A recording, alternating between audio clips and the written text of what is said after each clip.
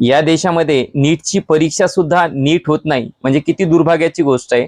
3 मेला जो नीटचा पेपर झाला होता, तो पेपर परीक्षा होण्याच्या 22 तास अगोदर या ठिकाणी फुटला होता, म्हणजे तो व्हॉट्सअपवरती आणि टेलिग्रामवरती आला होता।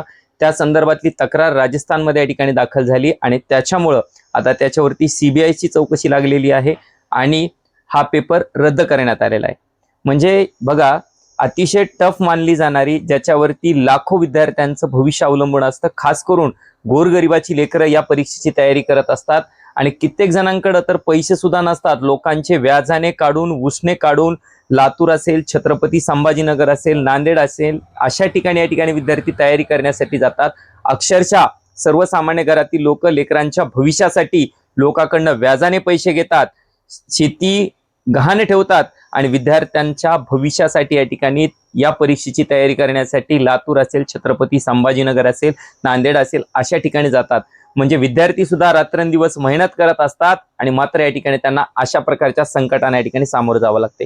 म्हणजे याच्यामध्ये बघा ना, ते म्हणतात की आम्ही पेपर परत घेऊ, त्यासाठी कोणत्याही प्रकारचे शुल्क आकारणार नाही। पण सगळ्यात महत्वाची गोष्ट आहे, माझ्याच गावचं उदाहरण जर घ्यायचं झालं तर एक विद्यार्थी असा होता की त्याला स्वतःकडे जायचे, विद्यार्थिनी होती ती, त्या विद्यार्थिनीकडे जाण्यासाठी सुद्धा या ठिकाणी पैसे नव्हते। तिने बाजूच्या दुकानदाराकडनं 1000 रुपये उसने घेऊन या ठिकाणी ती पेपर देण्यासाठी नांदेडला गेली होती। मग मला सांगा, म्हणजे कित्येक विद्यार्थी असे आहेत की जे घरी बसून तयारी करतात, ऑनलाईन माध्यमातून शिकतात आणि या ठिकाणी या परीक्षेला सामोरं जात असतात, त्यांच्याकडे जाण्यासाठी सुद्धा पैसे नसतात। मग त्या विद्यार्थ्यांना परत जाण्याची या ठिकाणी वेळ आलेली, ही वेळ कोणामुळे आली आहे? म्हणजे या देशामध्ये असे कित्येक प्रकरण व्हायला लागलेत की पेपर फुटीचे कित्येक प्रकरण या ठिकाणी आपण पाहत आहोत। मग हे काय म्हणजे या देशामध्ये चाललंय काय? एनटीए काय करतंय?